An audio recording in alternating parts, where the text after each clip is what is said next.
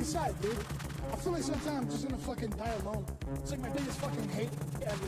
I'm not gonna be a father, I'm not gonna be able to be a husband. That really kind of sucks sometimes, man. What keeps me from having that? I'm so fat that it sucks. I wanna stop it so much. Again, so fat that it sucks. I wanna stop it so much. So fat that it sucks. I wanna stop it so much. Again, so fat that it sucks. I've lived my life alone so fucking long. Like ever since I was a little kid, my mom. The thing for me is, dude, I had to go out stealing from stores to get food. She didn't nurture me ever since I was 8 years old. And I had to go out stealing from stores to get food. The thing for me is, dude, I had to go out stealing from stores to get food. At the same time, as much as it sucks, I take responsibility for it, dude. You know, I can't blame anybody but myself for allowing myself to, you know, indulge myself in fucking crazy big ass meals. Crazy big ass meals. Crazy big ass meals. Crazy big ass meals. And it's like 400 pounds. 400 fucking pounds. Dude. 400 fucking pounds is nothing that you should accept. The thing that's completely opposite of what reality should be. Opposite of what reality should be. Opposite of what reality should be. I barely get text messages. 400 pounds. Nobody calls me. 400 fucking pounds. My phone stays fucking free all day. 400 pounds. There's more I want to say, but I feel like it's just pointless to say. Pointless to say. I feel like sometimes I'm just gonna fucking die alone. It's like my biggest fucking hate ever. Be an OG geezer of life. Gonna be an OG geezer of life. I'm not gonna be a father, I'm not gonna be able to be a husband. That really kind of sucks sometimes, man. What keeps me from having that? How can I explain it? I'm so fat that it sucks. I want to stop it so much. Again, so fat that it sucks. I want to stop it so much. I'm so fat that it sucks. I want to stop it so much. Again, so fat that it sucks. And it's like, I've lived my life alone so fucking long. Like ever since I was a little kid, my mom. The thing for me is, dude, I had to go out stealing from stores to get food. She didn't nurture me ever since I was 8 years old. And I had to go out stealing from stores to get food. The thing for me is, dude, I had to go out stealing from stores to get food. Everybody that quote unquote tried to help me didn't really try to help me. A lot of people have this, they have a hidden intent. Hidden intent. They have a hidden intent. At the end of the day, they have a hidden intent. I feel like sometimes I'm just gonna fucking die alone. It's like my biggest fucking hate ever. Be an OG geezer of life. Gonna be an OG geezer of life. Sometimes I sit back and contemplate my life and like, kinda sucks sometimes, man. Gonna be an OG geezer of life. OG geezer of life. Girl, I'm about to have a panic attack. I did the work, it didn't work.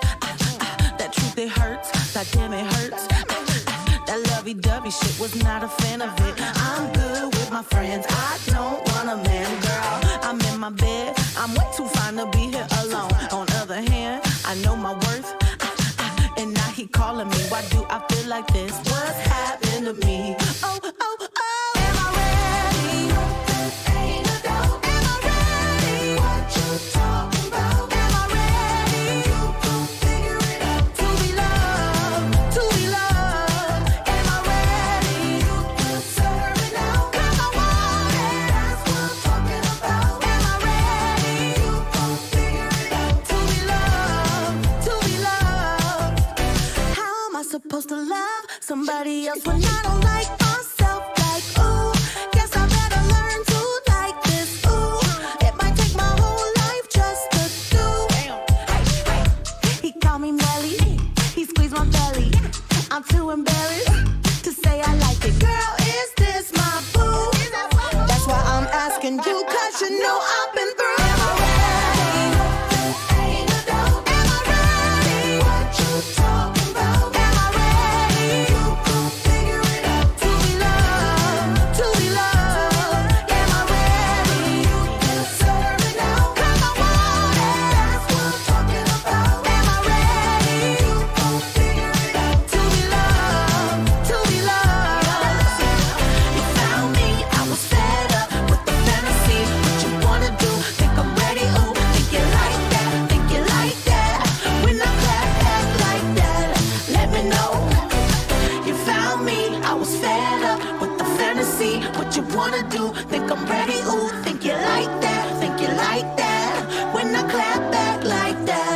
let me know. Am I ready? What you talking about? Am I ready? Figure it out. To be loved, to be loved. Am I ready? Figure it out. 'Cause I want it. That's what I'm talking about. Am I ready? Figure it out. To be loved, to be loved. Am I ready? Yesterday I would have run away in the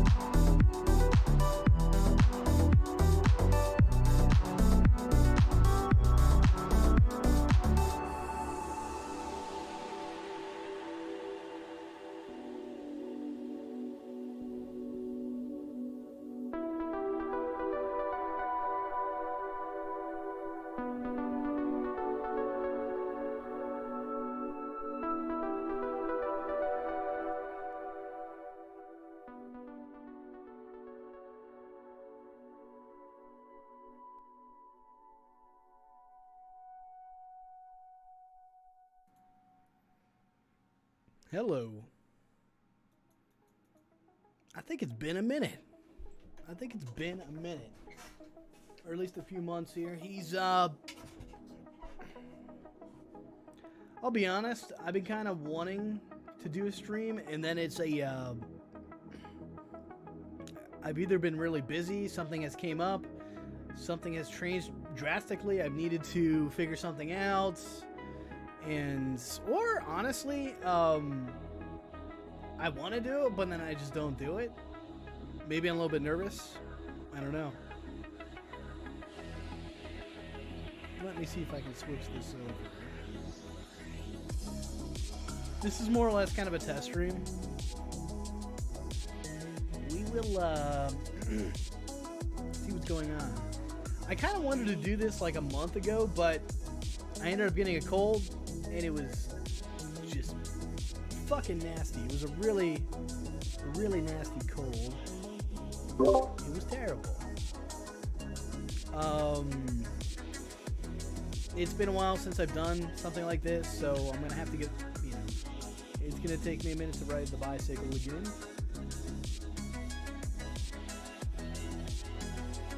So I was going to do like a really long one. It's and just kind of talk about this guy who was stalking this female supposedly, and I realized that would take for fucking forever for me to like get into the details and all this other stuff, and then see if it's actually stalking by legal standards, and if the guy's like weird, and that's all subjective, I suppose. So I decided not to go that route. It's a so the route I decided to go is to go simple. I was thinking about doing this just because I have more time now. Oh yeah, that's the other thing. Sorry about that. I have more kind of time now. For the past 6 months, I've been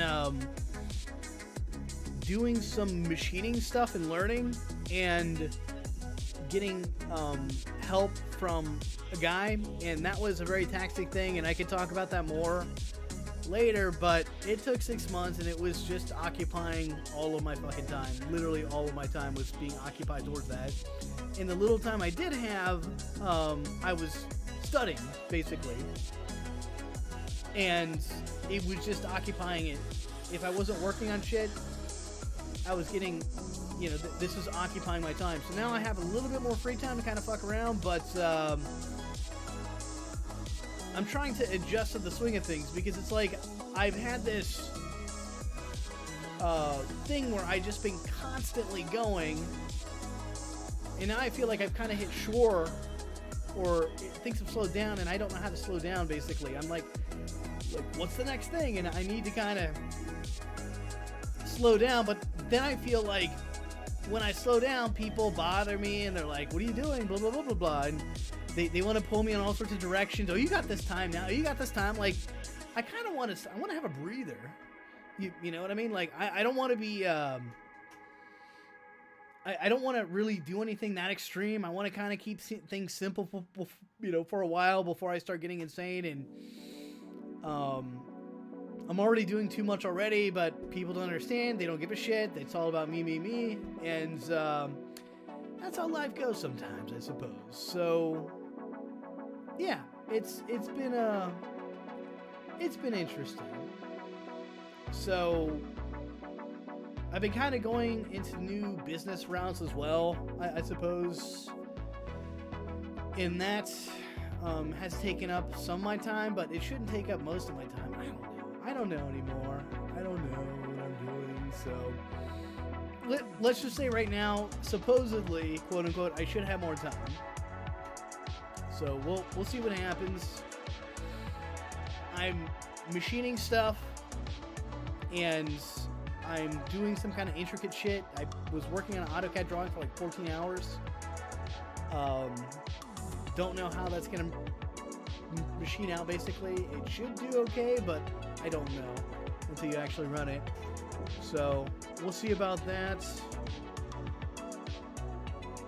But yeah, so I've been all this shit inside my head, basically, and then on top of that, I've been kind of like conflicted if I should go on, or am I ready to go on, or I don't really talk to a lot of people, so I felt like I needed to kind of interact with people more, talk to them more, or at least I suppose go on Discord and chat with people. But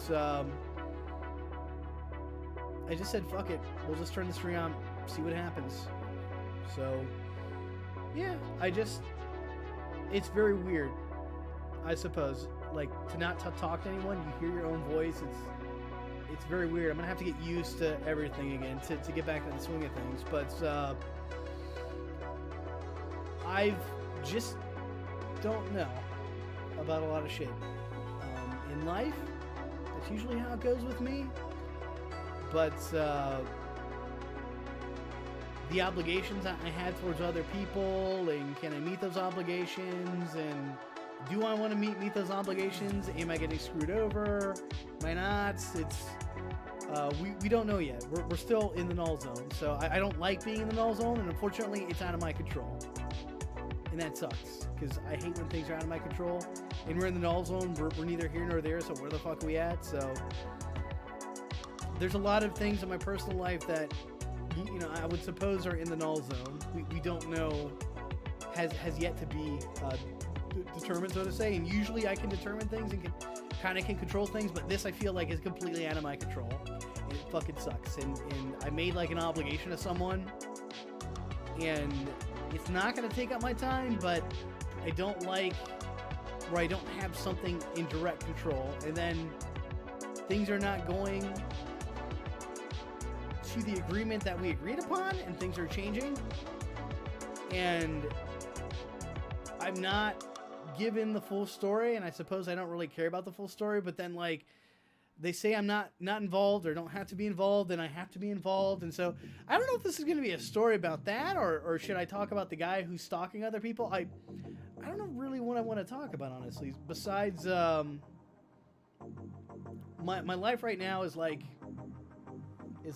just a lot of shit. I didn't think there would be this much shit after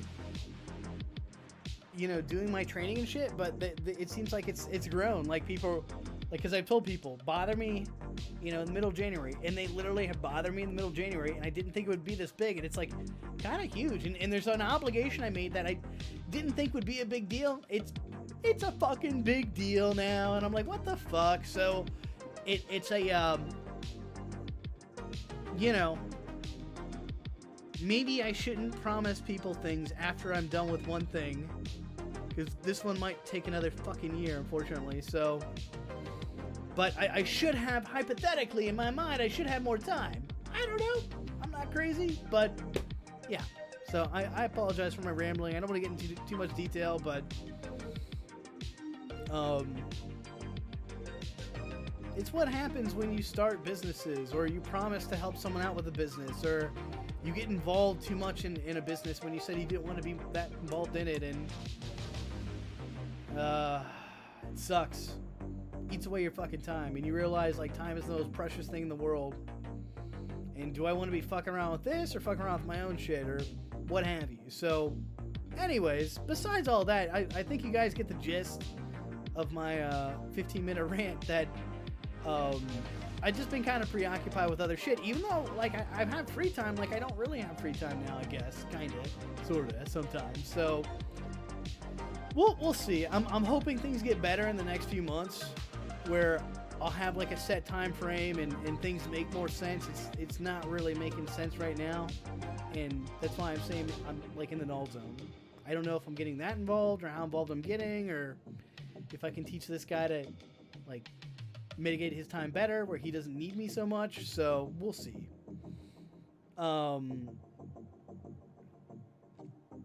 But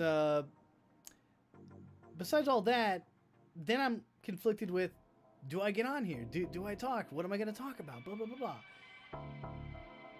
And I thought I would talk about a guy who was stalking a female, and how my interpretation of it is that she's over, like, she is overly sensitive of the situation that this guy's a stalker. Because, I mean, she is a public figure, but, and therefore, I mean, like, wouldn't everybody be stalking her if she's a public figure? I don't know. So I was going to play a video of her side, and then a video of the guy's side, and then kind of like a mishmash of like my thoughts on both sides. And then I realized that would take a really long time. It would maybe 3 to 4 hours, and I'm like, I don't really want to fuck around today.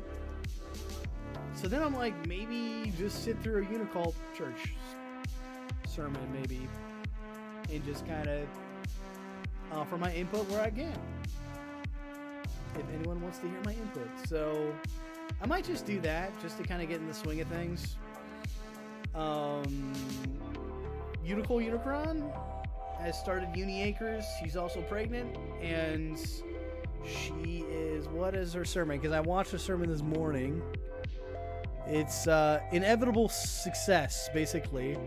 I kind of loosely was listening as I was on the phone with somebody, but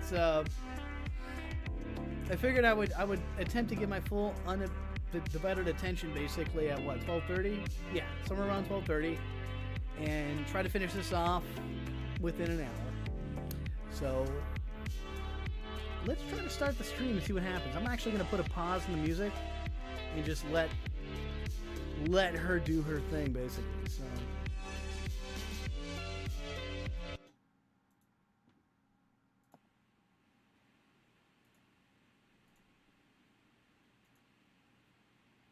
I think I might need to retitle this too. This is terrible. My title's what?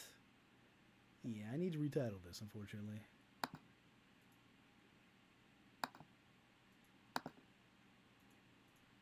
Hey everyone. Everybody wants a piece of me, man. I'm telling you guys. Welcome Hey, to girls. Ham Church.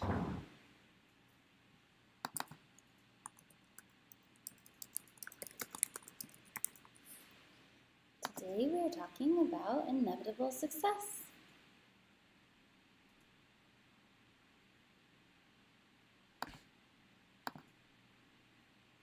And if you have your water, Oh, goddamn me. drink it. If you haven't gotten your water yet, go get it. Now's the time. We can praise our water. I love you. I honor you. I respect you. You can tone with your water.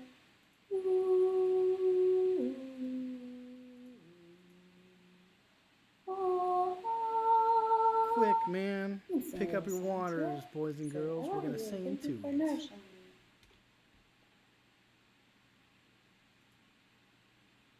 Let me just kind of pause here. I've got to give Unico a lot of respect. She fucking bought Uni Acres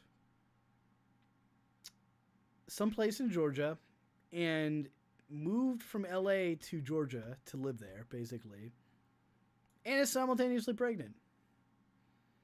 That's a lot. That's actually more than what's on my plate, I believe, basically. And that's a lot. I gotta say, that's a lot. Like,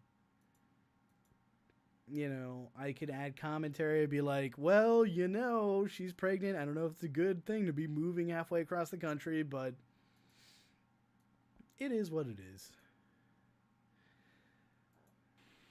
Back in the when we were tribes, when we lived in the tribal hunter-gatherer things, they would move all the fucking time. So it's doable. Thank you for healing me. Thank you for hydrating me.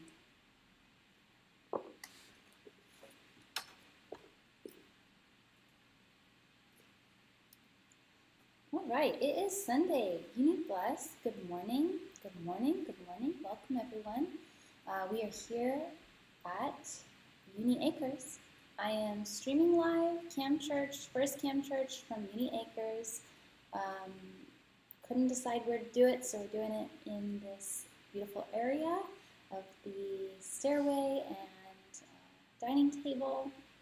And today's sermon is going to be on inevitable success. Thank you, Paisley. 1999. Remember, today is $7 Sunday, so if you send in your $7 or more, you can help us build a church where we can do proper sermons from a church. So, yes, as you can see, Uni Acres is amazing, and we manifested it. We did a great job, and we all worked really hard to get to this point. And today's sermon, like I said, it's going to be about inevitable success.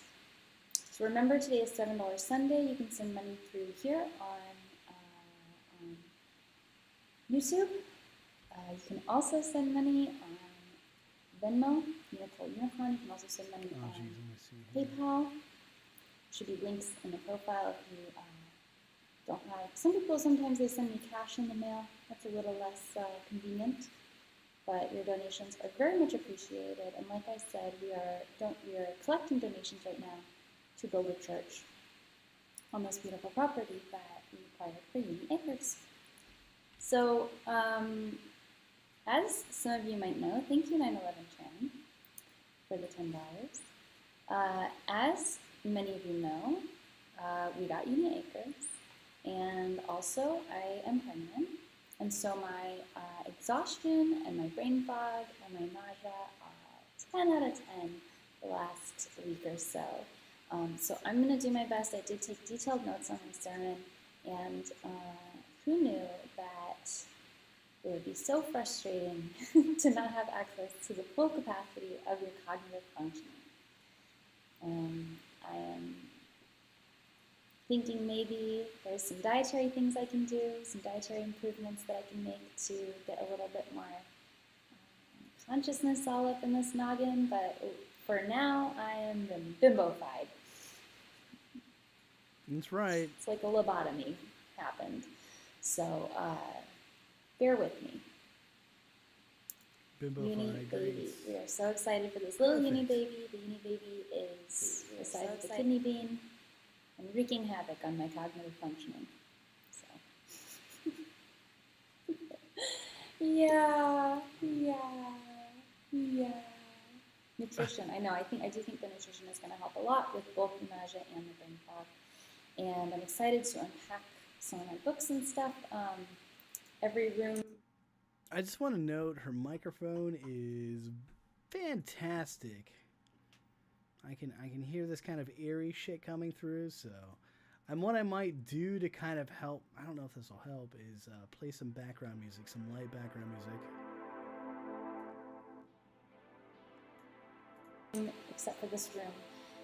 And this house is full of boxes. That helps nothing. Definitely going to be a journey to unpack and get settled here. If you're waiting on a Unicult supply co-order, please be patient with me. I don't feel well, and it's a lot to figure out where everything is. I just have no idea. Give me like 2 weeks to do anything, at least. That's on the light side. Today I am using my Uni Planner, which I really love using, especially at the beginning of the year to track, I sometimes fall off is what I mean, track my moods, and it's really cool for period tracking, but also for my pregnancy tracking.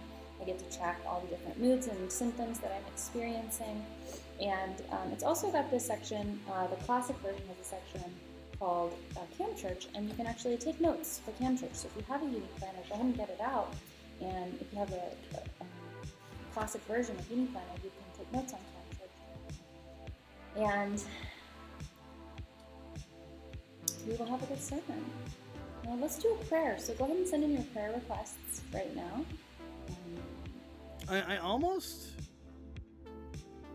right now, and I guess I'm pausing to, I don't normally do this, but I want to pause and just be like, I almost want to like, fast forward through this, which is a sin in my book. I want to get the entirety of whatever I'm watching, even if it's an advertisement. So right now, my strong feeling right now is to fast forward through all this shit and get to the actual sermon, but I'm gonna persevere.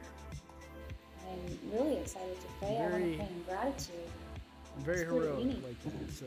We are praying in gratitude today for acquiring NeeNee Acres and for getting pregnant and for all these beautiful things happening. All these things that we said were inevitably successful ended up being inevitably successful. We actually accomplished these goals. And, sometimes there's the doubt that comes in, but thank you for showing over and over that we can trust the universe and that we can trust the unfolding, the divine unfolding of things. We are praying for animal liberation. We are praying for the future of Unicult. We are praying in gratitude. We are praying for success. We are praying for new beginnings, inevitable success, and love. We are praying for lucid dreams. We are praying for the uni baby and for Unicle's health. We are praying for victories in battle. We are praying for all Unicult members, the uni kids and uni babies. We are praying for the health of Unicult, thank you, and all members of Unicult. We are praying for creative muses. We are praying for abundance and peace and safety. We are praying for love and abundance. We are praying for an end to dysfunctional relationships. We are praying for harmony in all relationships. We are praying to lift all brain fog and lift all lack of energy. We are praying for the expansion of Unicult and Mini Acres. We are praying for the donkeys and the mini horses and all the wonderful animals. And we are praying for the big garden that we're going to build. That's right, man. We got the donkey hype. We're praying for pray for that. synchronicity and the angels to visit the collective. Really beautiful. We're praying for peace. We're praying for happiness and abundance. We're praying for love. We're praying for health. We're praying for no nausea. We're praying for a successful business filled with joy. Everyone check out Space Wellness Business. That's a good wish right there. Praying for a successful business. Magical baking business. We are praying for a beautiful library at Uni Acres. We are praying for love. We are praying for bodies to work the best they can. We're praying for Unica. Thank you. I'm praying for all of you who are watching at this very moment, as well as those of you who As are I'm watching the sermon, I'm also on the IP2 forum right now. So valor. It's a great one. Victory as well. I love victory and valor. I'm just watching all this shit go We're down. praying for justice, true justice to prevail.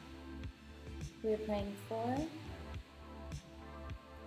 the wisdom that everything is working out exactly as it's supposed to, even when it seems hard and confusing and wrong, bad. We're praying for the easy ability to trust the universe. We're praying for archangels and strength. We're praying for Unicult's growth. We bless. Beautiful prayer. Beautiful prayer. We're praying for protection. Unibless, Unibless. Remember, please drink some water. It's really important to drink water when you're learning such high-level information as I'm about to be transmitting to you. Just 10 more.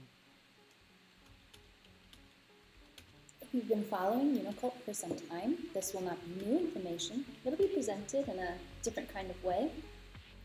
But this time the information is going to be charged with a little bit higher quality of energy because of the high contrast experience that I have experienced of having, in the last month and a half, acquired some of my major life goals all at once.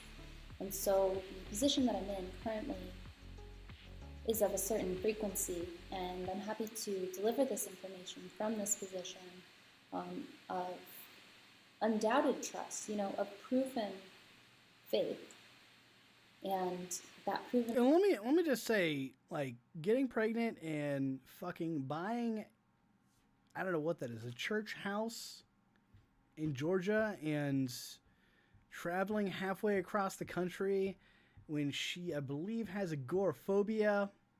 She might be on the spectrum as well. I don't want to diagnose her with shit. I kind of originally was like, she's on the spectrum. I believe she has a form of autism, for sure. Like, she's very high level. But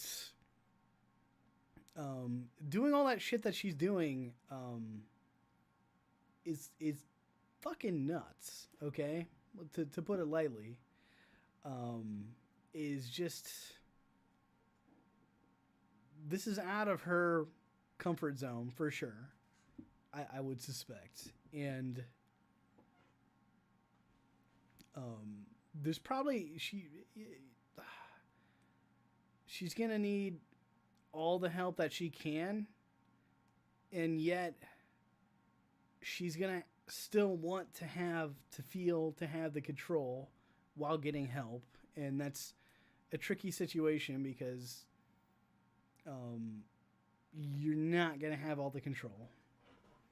And I don't know if she, like, knows anything about maintaining property or...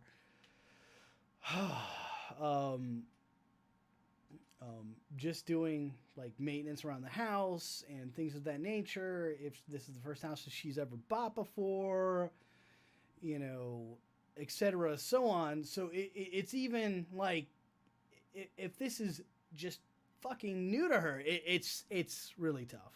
It's really going to be tough. And she's trying to create some type of civilization there for her cult members. And that gets complicated too, because now you have people who you only know online are now going to live with you in the same proximity, okay? And there's going to be conflict. There's just going to be fucking conflict. There's going to be expectations that are not met on both sides of the coin, not just Unicole, but also, I don't know, Aaron or, all the other upper echelon people that are going to move in with her. And my question would be is like what skill sets do you kind of have to look at this as a business, what skill sets do you have to offer to this place? Okay, it's and I don't know what they have to offer. You can study all you want. There's a difference between studying and then actually having practical application, right? Actually, having the rubber meet the road, basically. And I don't know if this is going to work out like they think it's going to work out, basically, is kind of my thing. And you should cover all of your fucking bases in what you want to do and where you see this progressing, basically, and get the right people there. Just don't have anyone there, but get the right people. And what I mean by the right people is whatever direction you want to go, how are these people going to help you in accomplishing that direction? Okay? And it may not be your admins and mods. It may not be like certain people that want to live there, right? It may be other people, right? So it's going to be interesting, the people that you choose to live on the compound itself, what they're going to have to offer and what type of structure you're going to facilitate. I typically, myself, when I had people living in my house that were also like coworkers, quote unquote, I live by the seat of my pants, basically. We would change on a dime and stuff, but not everyone is. I think that works with people that know who the hell you are, right? And do these people that you know online actually know who you are? It's the next question. Okay, so it's who I am, like, on my online persona is 75% of that is who I am in real life, basically, I would say. I wouldn't say completely 100. I'd probably say like 75. If I was 100, it would be this crazy motherfucker, like, and even that is questionable if that's more exaggerated because it's online, but it's going to be very tough at the end of the day, because you have to be able to stand each other, basically, and you might actually end up hating each other after this, basically, and the people that were originally a part of the upper echelon of that crew may like go away, and you'd be surprised what's left, basically, and maybe what's left factor are people who don't really know who the hell you are. Maybe that's good. I don't know, but I'm just saying. What you're doing is awesome, but in the same token, what you're doing is risky because you are risking your friendships, your friendships that you have developed for years, decades, etc., so on. In doing this, and the ramifications of having people live on your property, and are they going to meet the goals and directions of what you want is has to kind of come into question, I think. So I think it's very vital too. So let's just kind of go on. I didn't mean to like break up, but it was kind of something on my mind when she was doing this Uni Acre stuff, it's not like she's moving into, like Jim Jones, we're going to move to South Africa or whatever and build a fucking compound. It's not like that. You're still in the United States. So, I just kind of question, if, this makes sense basically at the end of the day. Just the people going over, the people moving, etc., so on, and it's not just your expectations, but their expectations too. And if your expectations and their expectations are meeting each other, and so I've seen this shit before within like the Zeitgeist movement, and I've seen like infighting of people moving in and trusted people they thought they knew online were completely different when you fucking met them. And when it comes down to it, I mean, everybody's kind of has to be on the same page, and it can't be a sprint. It makes no sense to be a sprint. You have no clue where you're sprinting to. It's got to be more of a marathon, basically, in my eyes. And it's going to be slow. And I don't want to say like what the priority is. I honestly feel the priority should be is, how do we make money? First thing, how do we do that? Question mark. Okay. Do you turn this compound into like an LLC corporation? Well, I guess technically it's a church. It's a 501c3, but is there something that's going to be incorporated or what have you to actually make money or not, or what, or this or that? You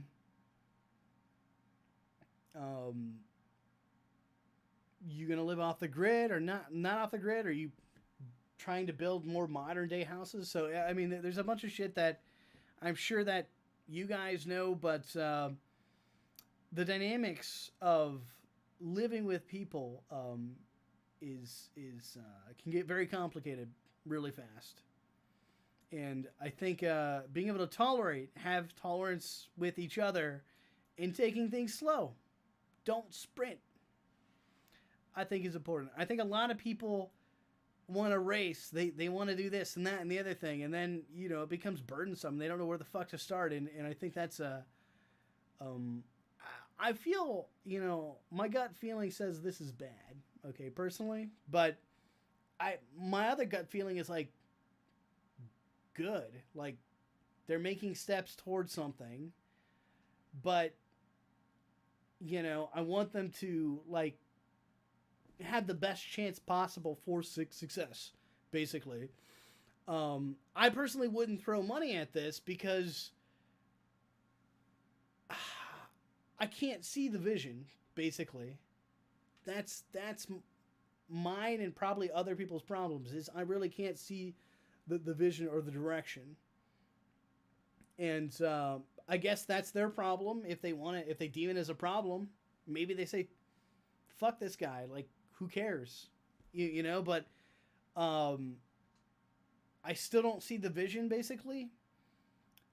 But I'll be honest, I've seen worse. I've seen fucking worse within the Zeitgeist movement of people that, I don't want to name names, but like project names, basically, but they start groups and live on compounds and have no fucking clue at all. And then they have fucking meetings for like 2 years. And the meetings are like pointless. They're just like talking about new technologies and shit, not actually kind of working towards any goal or anything. And I think after a while, people felt like there wasn't a purpose to it. And I feel there needs to be a purpose and a direction, basically, like an agenda that your group has. I always have agendas.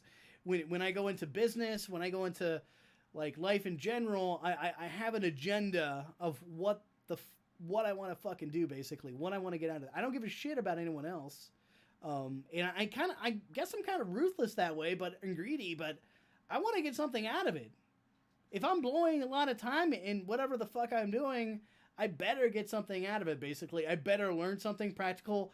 Like there has to be something there. It could be money, but normally it's not money with me. It's about the experiences. I'm more of an experience person. If I get an experience out of it, great. You know, IP2, there's a shit ton of it's a gold mine of different types of experiences. So, you know, make sure that, you know, everyone there has like their agenda and direction, and, you know, people are relatively aware of what they want to do. So I just worry. That's all. And faith is I worry too much tangibly sometimes. here around us. It's terrible. So go ahead and find a comfortable position. Let's get started. Oh, man. Beloveds, thank you for joining me for the very first Cam Church ever to be live streamed at Uni Acres. That's right, we have successfully acquired Uni Acres, and this is it. And if you can't tell, it's gorgeous, it's beautiful, it's amazing, it's perfect, it's everything we ever hoped it would be. We are currently still raising funds for the building of a church, so please go ahead and send in any donations for that purpose. And today we're going to be talking about inevitable success. And as those of you who have been following me know, I am pregnant, very newly pregnant, as well as I did just acquire Uni Acres. So inevitable success is a really hot topic for me to be speaking on right now because it's 1:11. Because it's true. I've been telling you all inevitable success this whole time. And maybe you believed in me, and maybe you didn't. There's people who I know watched my journey voyeuristically, thinking I was just wacky. There's people who fully believed in what I was doing. And I believed in what she was doing. What I mean by that is I was in support of doing this Uni Acres, and I would be in support of doing the Venus Project. I may not agree with the Venus Project. I may not agree with whatever. I actually don't know what the Uni Acres is supposed to accomplish, but I may not agree with them. But to me, it's more of a curiosity as to the direction they want to go and what they want to do. So, does it mean that I won't participate? No, I probably would like to participate if it's there. Why not? I would love for Uni Acres to succeed in any way, shape, or form. It's because I would like, for some reason I feel that, like let me put it this way. So the Venus Project was in, like, it's still in Venus, Florida, and it was originally supposed to be a compound, and for whatever fucking reason, it was never a compound. And I feel like there were people there that at one point in time that were super dedicated towards this cause, and there still are. And I feel there was no direction with the Venus Project. Basically, there was just ideas, and they would show like memory metal cars and self-healing cars, basically, and you know, donut looking cities and shit like that. And they don't really have any of that shit. So they were kind of living in a fantasy and not reality. And then I think the biggest problem for me was the fact that you got to start global, not local. I never got that. Like, what the fuck?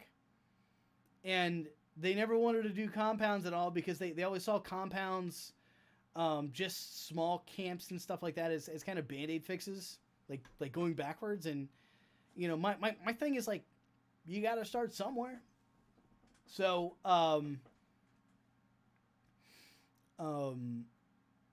with the Uni Acres, I don't know the direction they want to go, but what I did notice is they were trying their damnedest to raise funds for the cause, basically donations and things of that nature, and they were trying to use Bitcoin as something, and something I would have been hesitant to to take money and go and gamble on Bitcoin, because I never thought of Bitcoin as a stable currency. It was more like kind of a stock, basically, that was radically going up and down, and its value has yet to be stabilized. I'm not saying someday it can't be that, but it's not yet,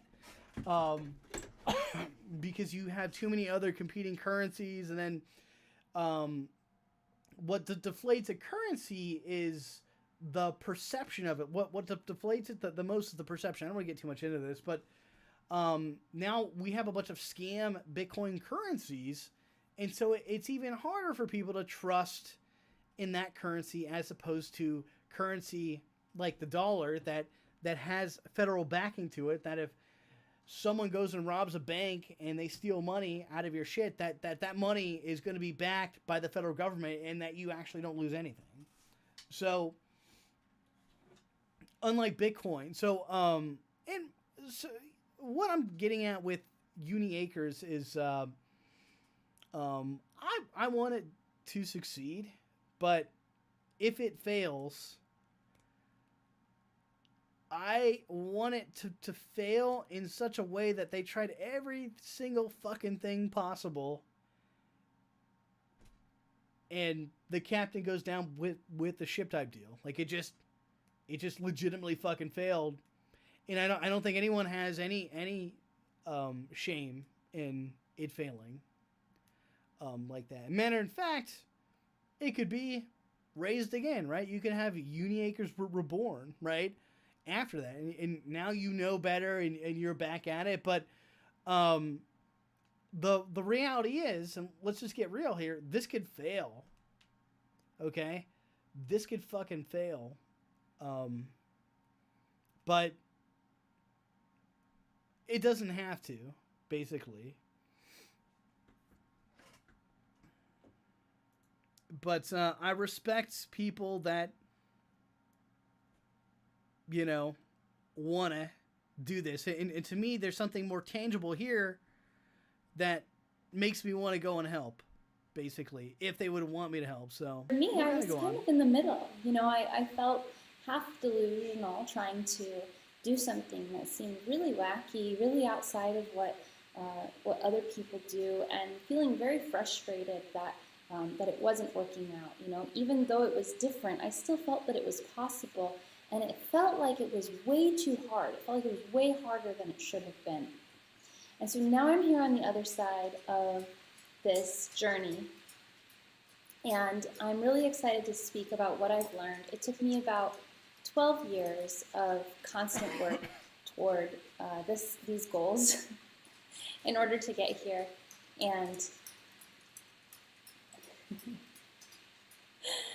And there's a big bunch of things that you can balance in order to accomplish anything that you want to accomplish.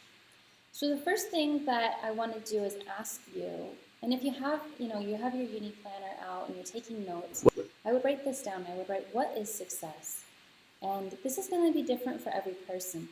Most people think of success in a materialistic way, and you might have this vision of, you know, some people on a boat drinking with, you know, babes, hot people around, and there's some kind of luxury, or that's what I think when I think of, you know, success, just as like a concept. But when I start thinking about success as it relates to me, it doesn't look like that. Sure, I might find myself on the occasional boat surrounded by hotties, not opposed to that idea, but that's not the pinnacle of success for me. And so ask yourself, what is the pinnacle of success for you? What does that look like in both the physical reality, and what does it feel? For me, I've always been kind of a very different dude, and success for me, and I don't know if this is still, I feel like I'm changing, like, now, but it's always kind of been that success for me is doing what I want in life, basically, and it's about learning experiences and things of that nature. And I think I've not really talked about this at all, and I might do an entire fucking stream on this. it's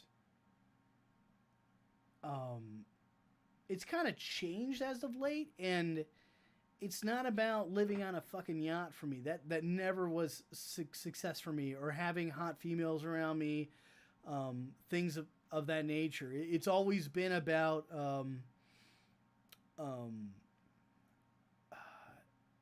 doing what I want in life, succeeding in the things that I want to succeed at, and studying.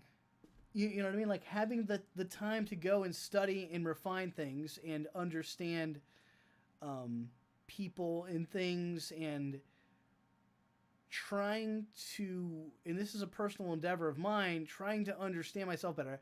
I don't think we understand ourselves. I don't think we ever can. And like what makes us happy, what doesn't make us happy, things of that nature. I think and I'm as I'm doing this, I'm like thinking as well, but right now, you know, like I consider myself an IP2 member, and so I'm studying a lot about human interactions with other people while they're streaming, learning about drug addiction, people who are getting they're overdosing on fentanyl. I think it happened 2 times on IP2 where streamers were actually overdosing on fentanyl. Shit, I think it was Tone, and it was fucking RV Andy. I think RV Andy almost fucking died, but I think my interests have changed to the extent that and this has everything to do with IP2 by the way, but like studying the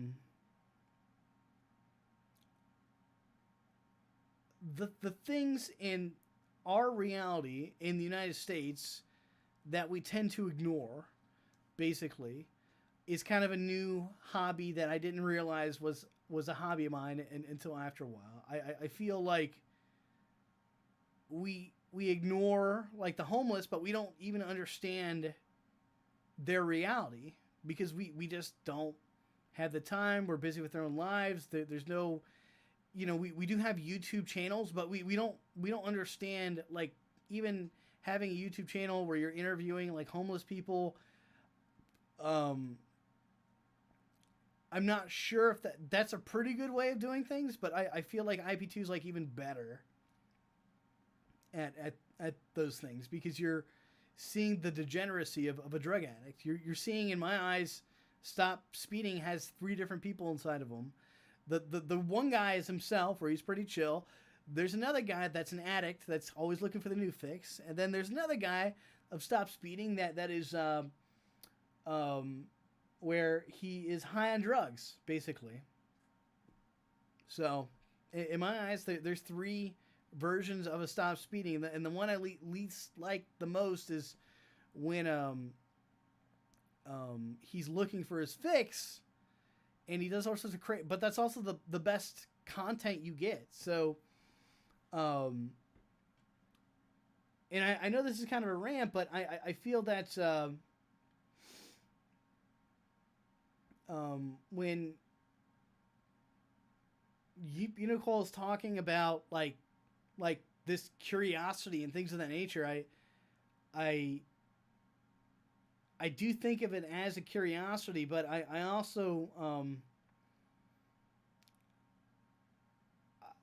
I also like have like a general interest in kind of different things, and this group is kind of different in that aspect, and IP2 is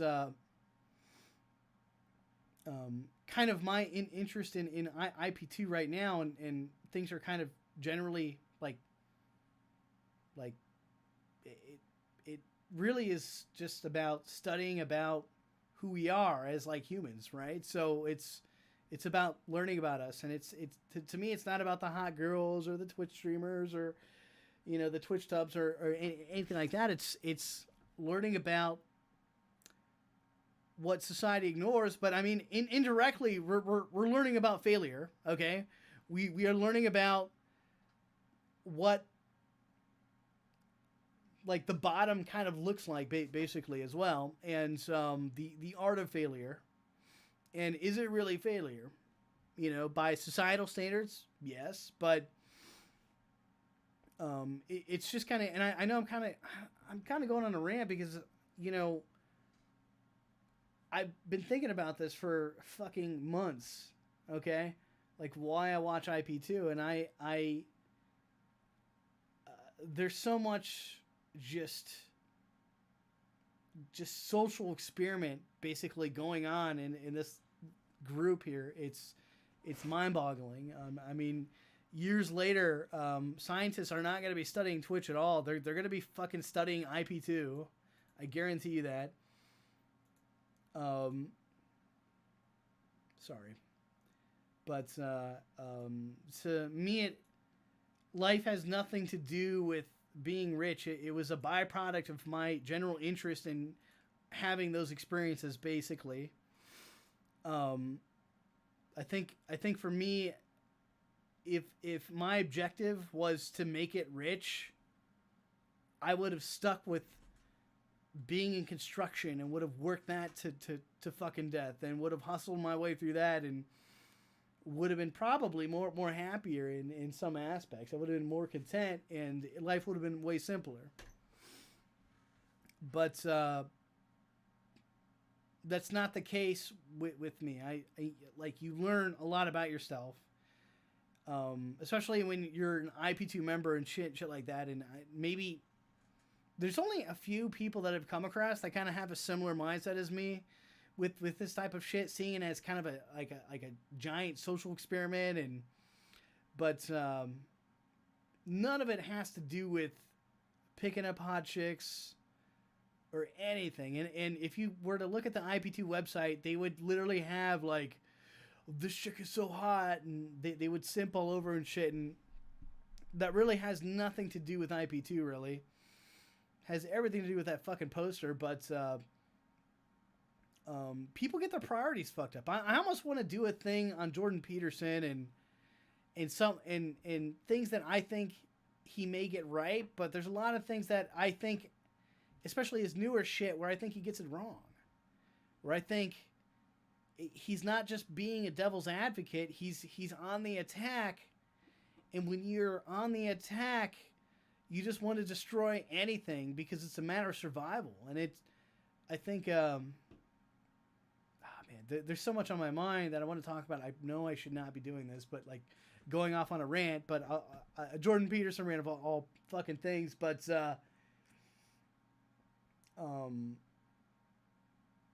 when you know, I want to talk about Jordan Peterson for a second, and this is my thing, and that's just the way it's gonna be. So fuck it. I'll say one thing about Jordan Peterson. He reminds me of like those people in the newspaper that you write to, and they critique you on your manners. I think in Ohio we had someone called Miss Manners, okay? And is it polite to pick up the salad fork to eat a steak when the steak fork is not there anymore, right? And is it okay to cut the steak with a butter knife, right? So it's like one of those things, and he's like one of those guys that you know, he created this arbitrary way of like living life, and this is the best way to live life, and this is how men should live life, and everything else, and I think he doesn't get it, and I'll tell you why he doesn't fucking get it. I'll tell you why Jordan Peterson doesn't get it. Because he's afraid of losing his job, okay? He's afraid of them. Right now they're trying to take away his practice, and he's some sort of psychologist or something. And, you know, men just say, fuck it. Fucking destroy me, motherfucker. Destroy me, okay? I would kind of argue it would be curious of me for someone to destroy me in that way, to take away my practice and everything else. And what does that mean? I can't talk to people still, or I can't do this, or I can't do that. Like what's the limitation? And the way he does it is he's just on the attack. And he's not thinking rationally now. He's in this fucking survivor mode of like, oh my God, I'm dying or whatever. And you can't really listen to what he says, especially right now, because he's in this fucking survival mode of trying to survive. Everything he says, it's going to be destroying the other side. And this is literally like what the left and right do all the fucking time. The left and right, I know this is like going to seem crazy, but it's going to make sense, I swear. The left and right attack each other all the time, and that's what I see Jordan Peterson starting to do. And I'm not a fan of Jordan Peterson. I don't think he's done anything crazy or mind-blowing. I think the most mind-blowing thing is he's making things that were already said by like guys like Harry Brown and things. That he's creating a compile of everything great thing that other great people have said into him, basically. And then he's going and circling the world and wanting to be important, wanting to talk and dressing in his fine stuff and saying Christianity is the most important thing. And he's kind of playing the devil's advocate because he's like, if the other side is this way, then I'm going to be this way. Then what the fuck is, like, what is he any different than the right or the left? Okay? Ask yourself that. And this is a question that, you know, was always posed in the Zeitgeist movement, basically, of there is no difference between the right or the left. It doesn't need to be fucking binary. It's unnatural to be fucking binary. There is like just not 1 and 0. I mean, I understand that's the way that the computers handle things, but life is, there's a lot of gray in there, right? There's a lot of shit we don't understand. And we've got Miss Manners, excuse me, Jordan Peterson over here saying like he knows everything, and then the left knows everything, and then but we really don't understand things. We don't understand ourselves. He doesn't understand himself. He's panicking right now. So I wanted to kind of get that out there. I know that's not going to match anything that's going on in the fucking video, but I just was thinking about that, and there's a lot of little clips I see with him with Joe Rogan, and like I can clearly see he's in a survival mode. He's not thinking rationally at all. There's zero rationality coming out of his mouth, and any new shit he's talking about that's like flying past anyone, it's not anything. You know what I mean? It's a man that is back, you know, on a corner, and he's trying to survive, and he's gonna fucking fight every motherfucker, and it shouldn't be that way. He should what does he say? Take it like a man, or something like that. Like he should just see what happens. Let it die. Let that side die. You're not gonna fade away. But anyways, back to me not wanting hot chicks because, you know, I want to fucking study homeless drug addict IP2 streamers. I think for me, life is kind of a curiosity. I don't want to say it's like a video game because I don't want to trivialize things, and if I say it's like a video game, you're taking the humanity out of things. It's not, and unfortunately it is like a game. I hate to say it, but it is kind of a game. But I also emphasize that it's more important, like the human element, as opposed to the game that we've developed for this fucking system that we put quarters into. So,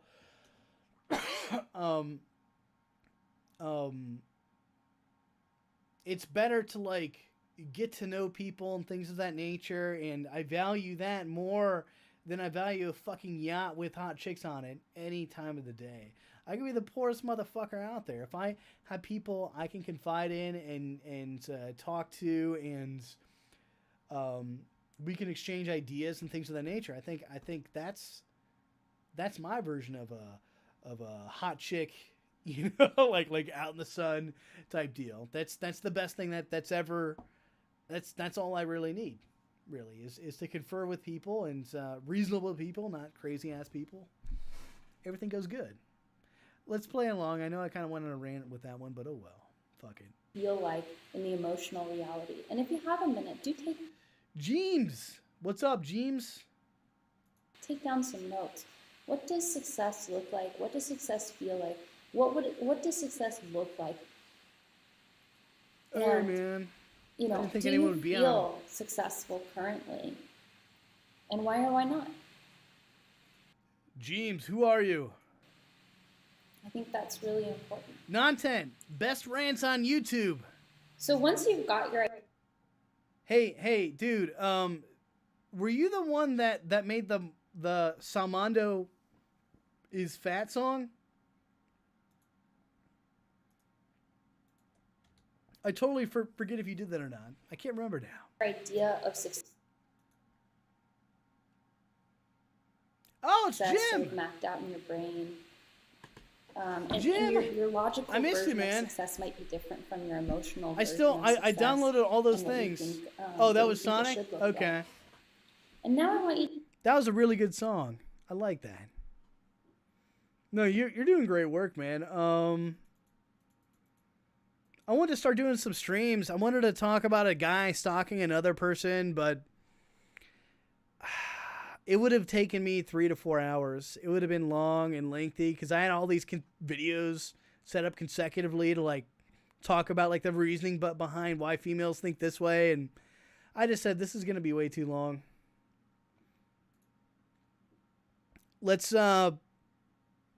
Let's get back into this wonderful sermon. I might. I don't know if I'm going to play this all the way through. I don't know. We'll see. relax and think of your most outrageous goal. Maybe something that you sort of started to dream of, but you think it's just too big. It's just too silly. You know, what's the silliest, biggest dream you've ever had for yourself? And if you've never had one, imagine one right now. What is the? Thanks, Jim. I'm like, when it comes to Jordan Peterson, I kind of just went on a rant, not expecting anyone to be in chat, but I've had a lot of time to like think about shit. I've been like training for like 6 months, learning some advanced machining techniques, and I would see clips of Jordan Peterson and be like, "What the fuck?" Like he seems like he's like on edge and all this other shit, and I wanted to get something out there, and I know that this is like not the time to do it, and actually it completely derails the fucking sermon that Unicole's doing, but I felt like it needed to get out there. Fuck it.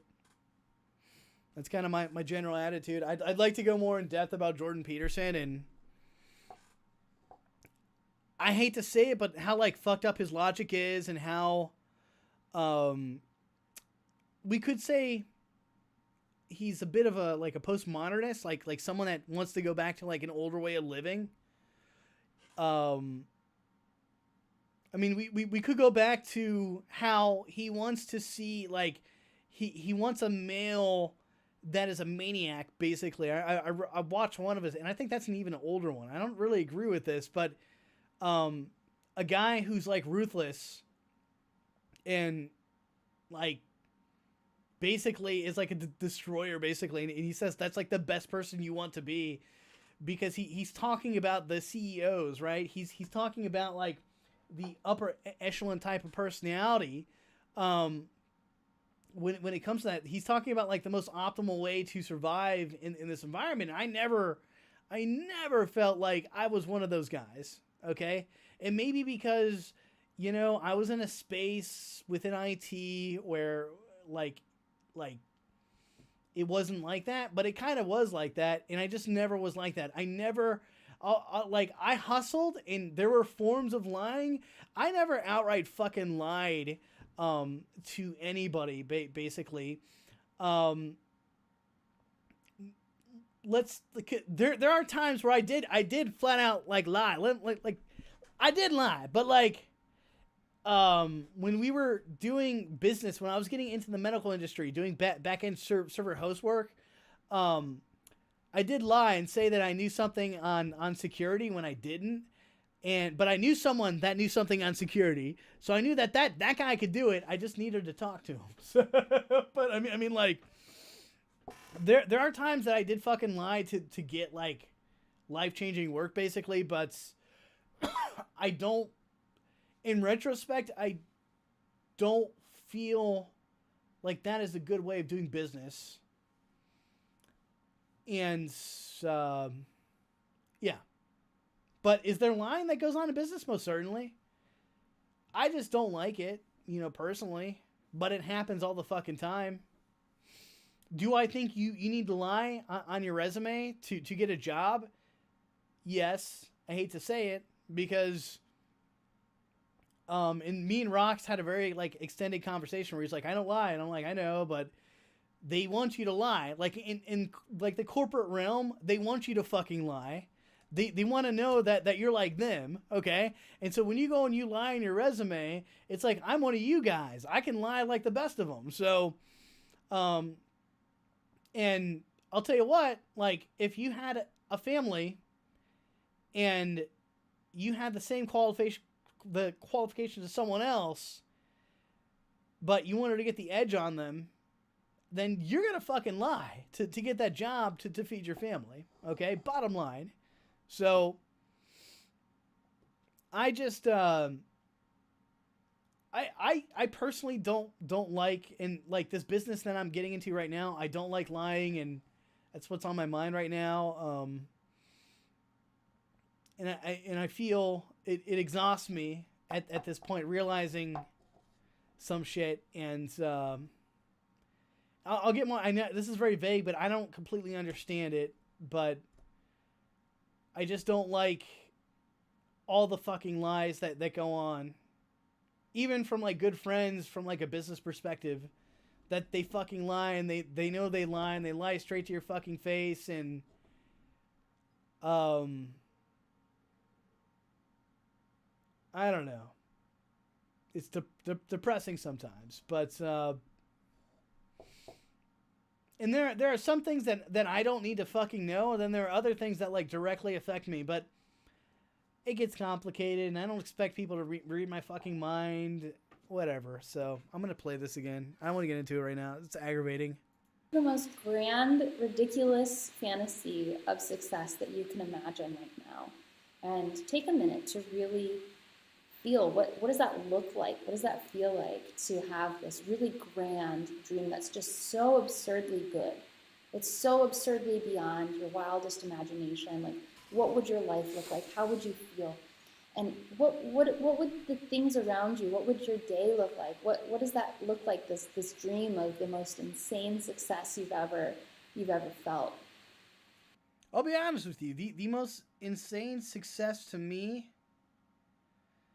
And if you guys have your version of your insane success, throw it in chat. But it's just doing what I want to do, basically. It's very simple. You've ever seen, you've ever imagined. A man of modest means. And with that idea in your head, ask yourself, what is the version of yourself who is living that life? How are they different from you right now? Are they happier? Are they more stressed out?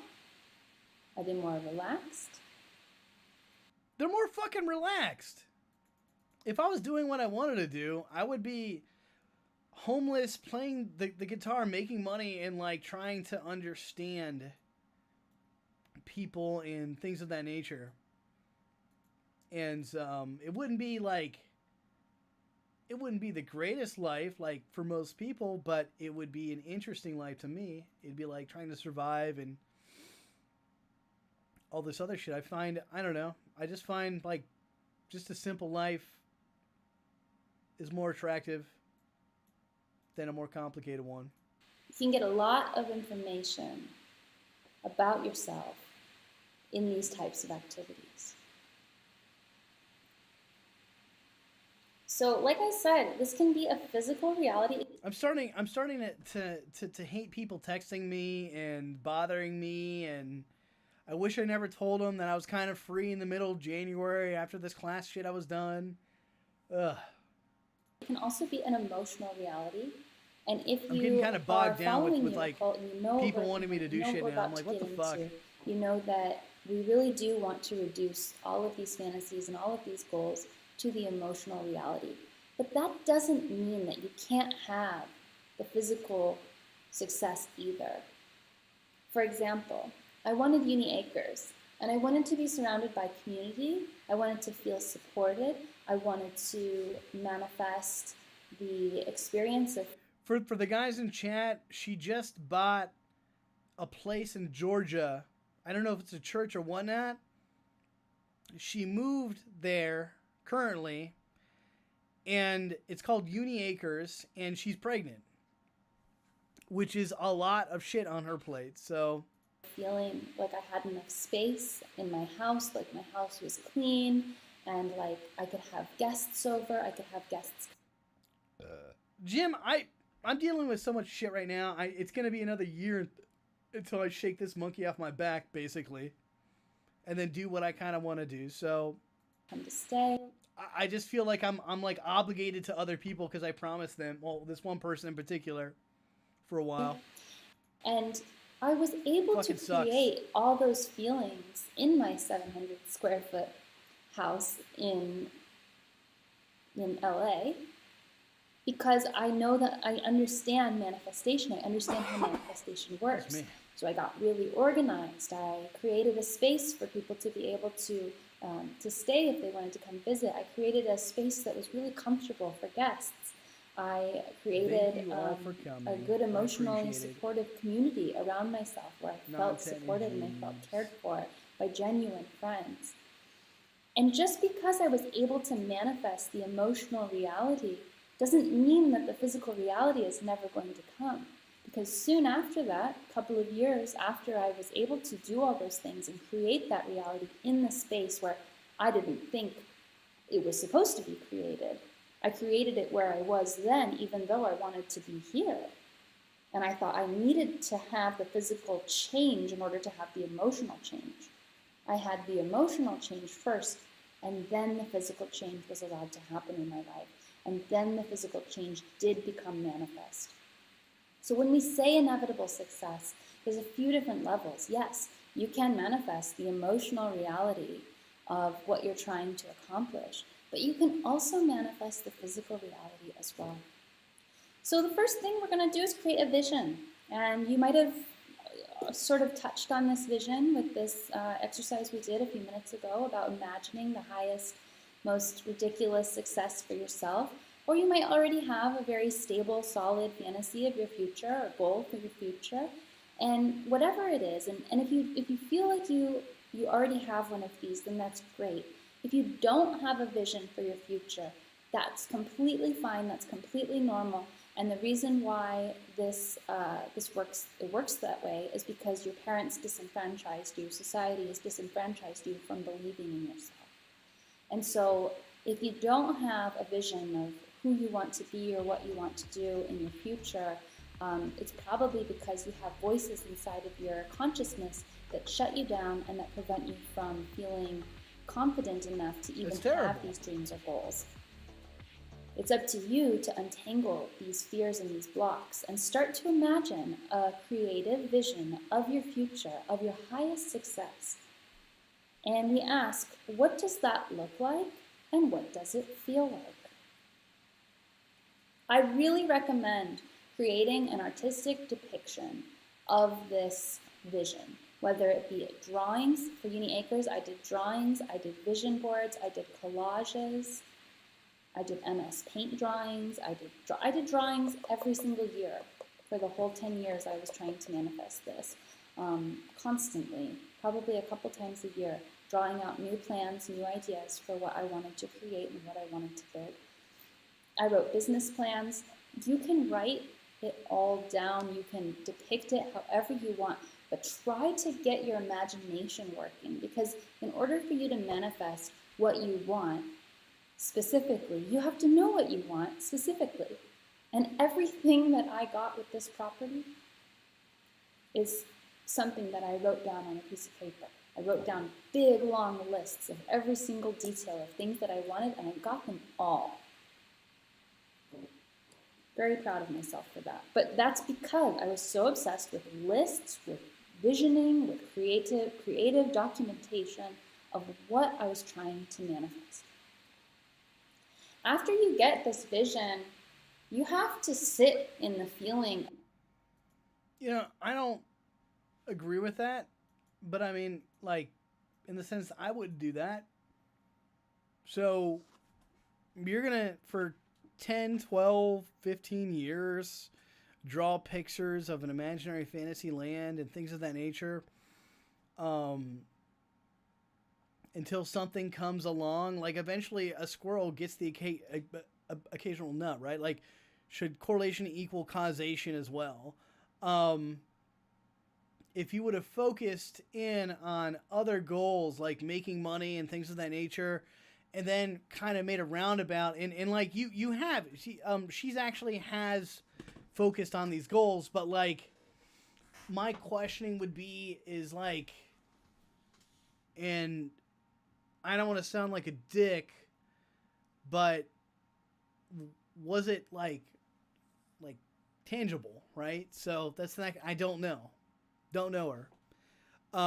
But what I can say is, for 10 to 15 years, you know,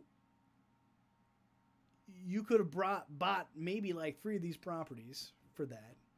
Okay, and I'm not really not trying to be a dick, but I am trying to like ensue some reality that like, I think her mantra is that the computer, like, excuse me, the Earth is like a really old computer, but like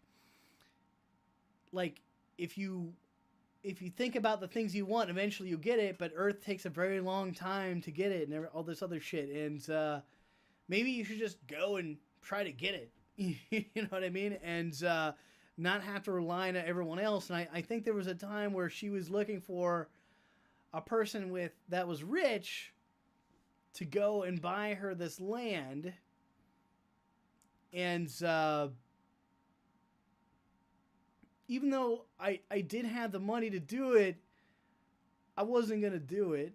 It made no sense to me. I didn't understand the direction of the plan, basically, to it. And if I can't understand those things, I'm not going to do it. IP2, I had a better understanding of the direction and plan. So if I wanted to go and invest in like a trailer park and have all these assholes live inside of a trailer park, that's more of a viable plan than buying a piece of property. And maybe they go and live on it, and maybe they do something with it. So now that she's like made steps to do it, I might like attempt, if they would allow me. If they call me a dick and tell me to piss off, that's another story. But I might want to try to probably help them out. I probably will. So I just don't think, like, wishing for something for 10 to 15 years and drawing pictures, I don't know if that's like the best way of going about things. Is my of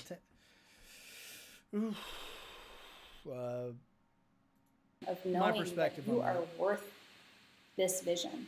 You have to believe in yourself. You have to believe that this is possible, and you have to believe that you deserve for it to come true. A lot of us have very low self-esteem, and we're kept in these boxes. We're prevented from doing these radical big things because we're afraid of what other people will think of us. We're afraid of challenging the people in our lives. We're afraid of stepping outside of the roles or the expectations that we already are playing in our lives. And so really think about, who is that person that is going to accomplish these goals? Which version of yourself is the person who accomplished these goals? What version of yourself? How did they get there? How did they believe in themselves? How did they overcome the negative voices, the doubt, the fear, the trepidation? What did they do to get to that point? You can ask them in your imagination. You can go into the future, to your future self, and you can say, how did you get here? How did you do this?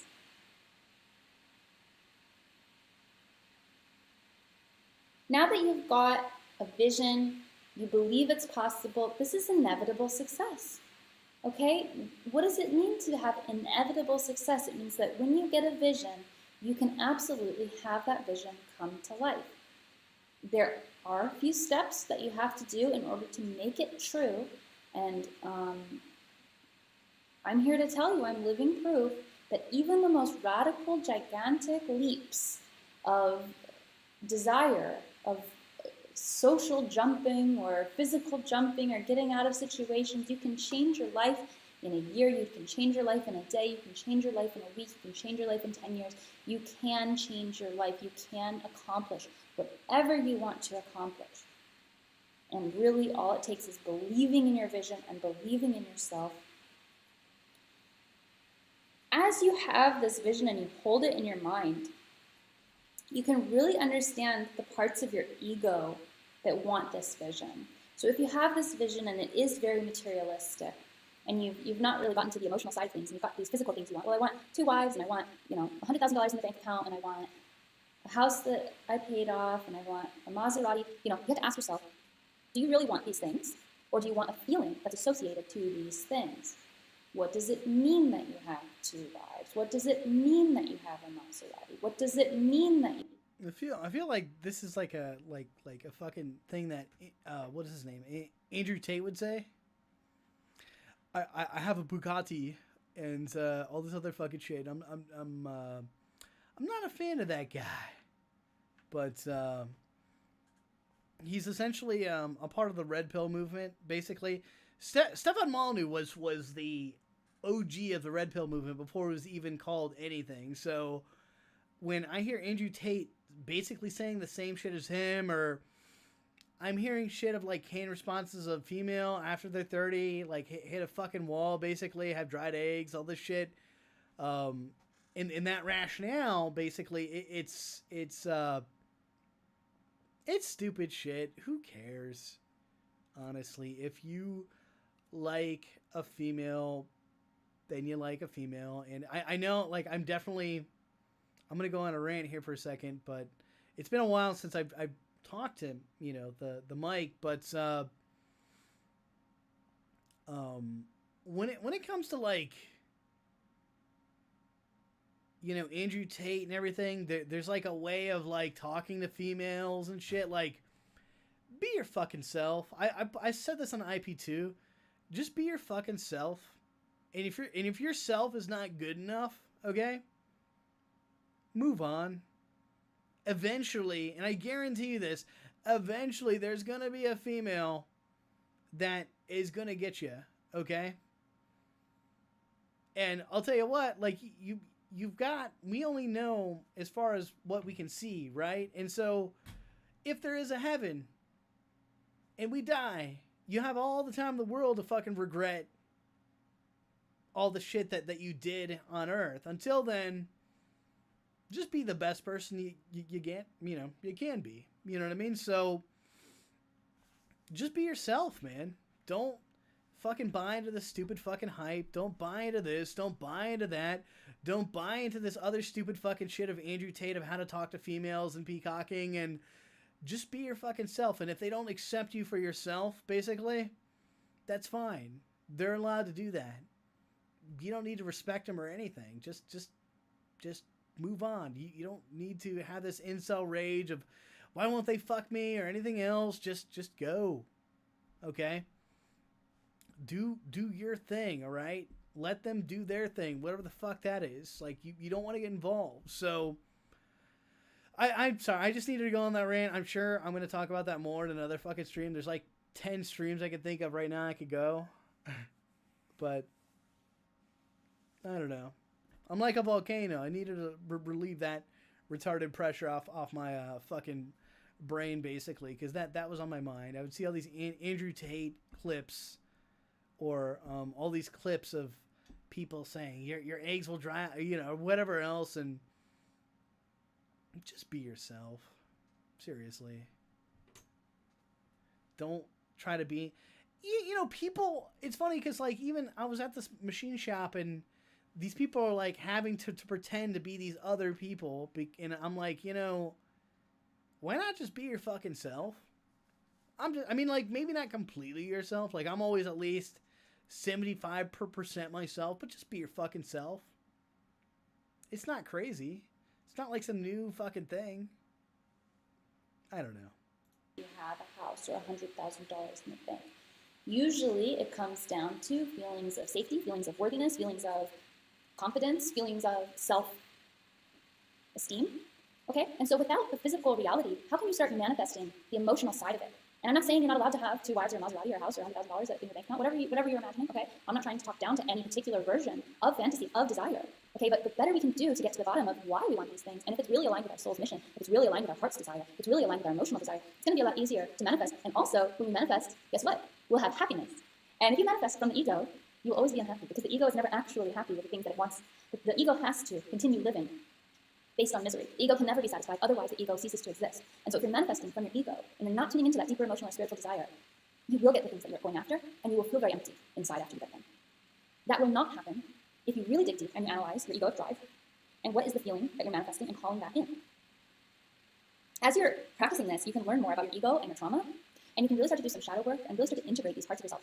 Shadow work integration is not about banishing these parts of the ego. There's a part of most of our egos that wants to feel powerful and in control and like we are respected. And if that part of the ego is left unchecked, especially as a cult leader, that could create massive problems, right? So I have to make sure that I have a very good relationship with my desire for power, my desire for control, and I have to really understand that those things have value and they have a place and they have a purpose, but that ego certainly can't run the show. Otherwise, it would run us straight into the ground because that type of ego control and ego display of power is actually a repelling force and not a manifesting force.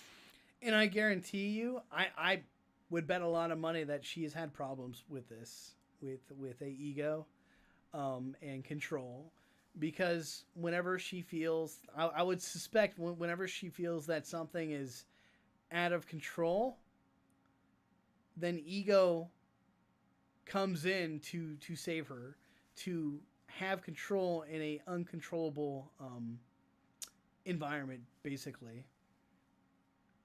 And that's actually quite normal for a lot of people, but I feel like for her, it's like amped up by like a bazillion, basically. It's like, it's out of control. And when the ego can no longer control whatever it is, and she sees it as like she's losing something, then I feel like she can get quite violent. And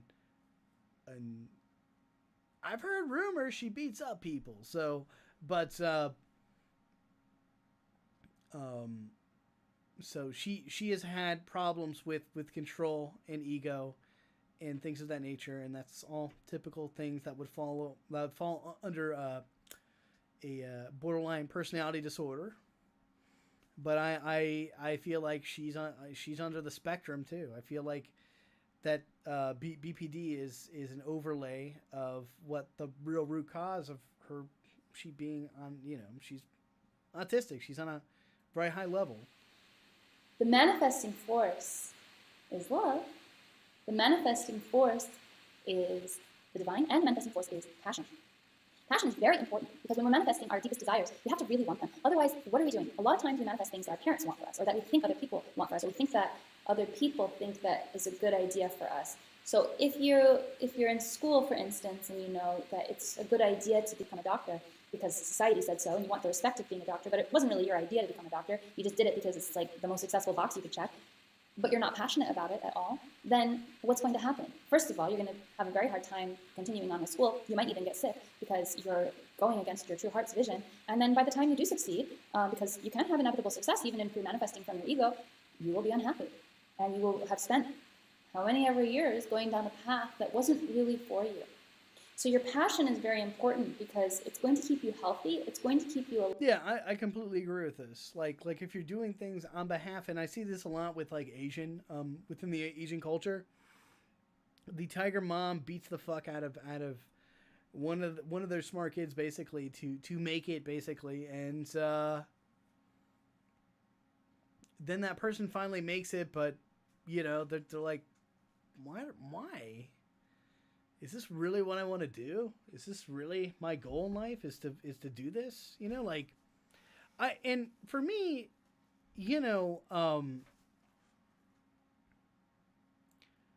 I don't know if I would ever want to have kids. For example, and it's not. I think it's a part of like there's extreme responsibility in like raising kids basically, but I also feel that there's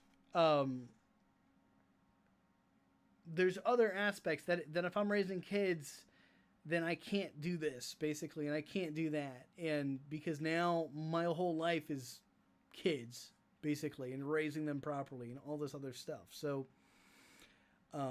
I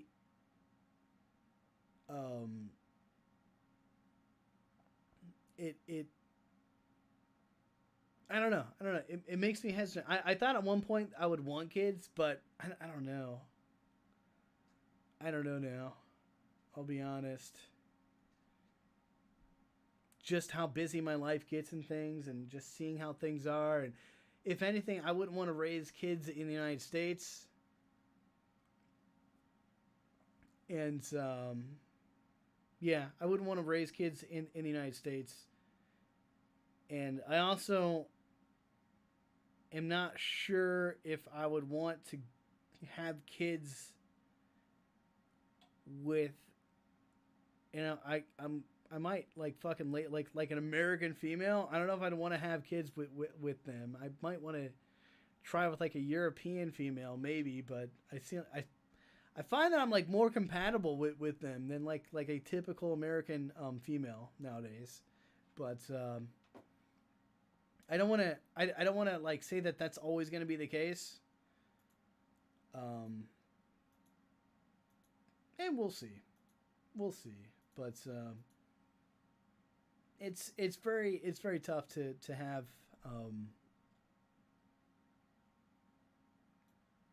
to say that basically when you've thought you would love to have kids and all this other shit, and there are worse people that than me that have kids. You know what I mean? Like I'm not the worst person. I don't think I'm the worst person in the world, but yeah, no, I've given it somewhat thought about life and things of that nature, and the route things are going down, and my perspective and stuff, and maybe I don't know. I'm so not precise right now. And it's also going to give you the inexhaustible energy to manifest in the third dimension. The third dimension is very important. A lot of times people forget about it when they're talking about manifestation and they're talking about success. They really just focus on the emotional things and then expect material reality to simply unfold before them. And in many ways it does, but you have to use your passion to create the reality that you want to see. You have to use your passion and infuse your physical body, because we are here in the physical world. Infuse your body with that passion and infuse it into your hands, infuse it into your attention. Become obsessed with your idea of success in a healthy way, in a way that drives your energy towards that passion and goal, where you're researching, where you're studying, where you're uncovering different information, where you're talking to different people who are already living the life that you want to live. As you acclimate your energy to the vibration of the reality that you're trying to manifest, you become that version of yourself that has manifested it. So the more you can dive in and become obsessed with the feeling state, the material reality, all of it, the other people's experiences for what you want to accomplish, the better. And maybe what you want to accomplish, you don't know anybody who's ever done what you want to do. That's certainly my case. I don't have any mentors. I really don't. There's nobody on this planet who I can even look at, who's even high up or low down, who I can look at and say, they've done what I'm trying to do. I'm trying to do something very unique on this planet. And so even though I don't have that singular focus of like, okay, here's how did they do it? I'm going to follow in their footsteps. I can become obsessed with all the smaller parts of what I want to do. Okay, how do you buy a house? How do you get out of debt? How do you save money? How do you make more money? How do you climb this ladder of reality and become... Here's the thing. I come to find out is that no one is going to be you, basically. And for me, I'm even more of an oddity because I'm like a business guy who's really not interested that much in money. And so I ostracize myself with other business people. And so I find myself having to be a fake self around them, that I'm interested in money basically when I'm more interested in the experiences.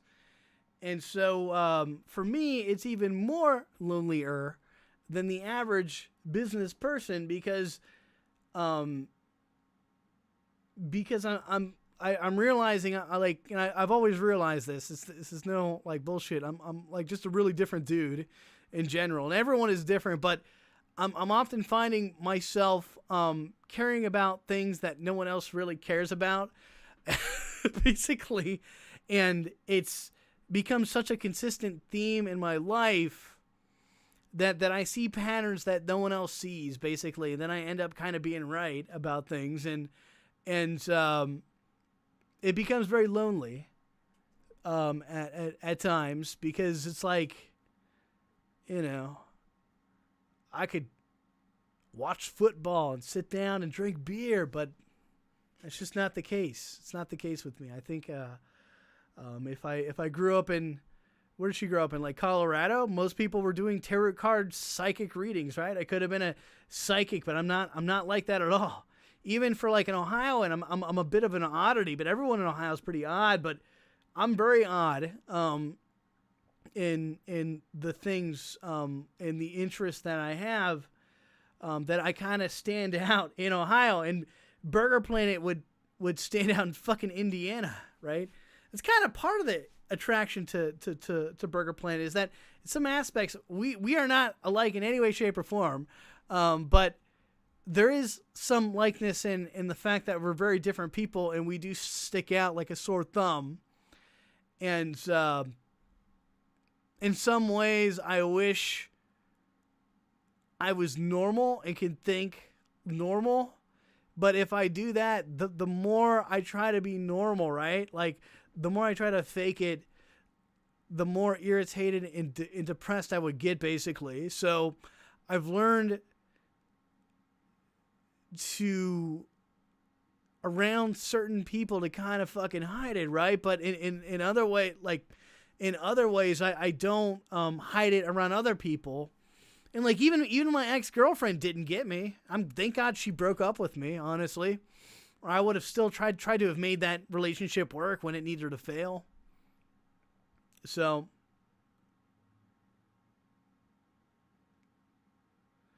Non10 said in chat, what changed? This place she's in looks old and fancy. Non10, she bought a place in Georgia. That's Uni Acres you're looking at, man. I think it's a church. I don't know what it is, to be honest.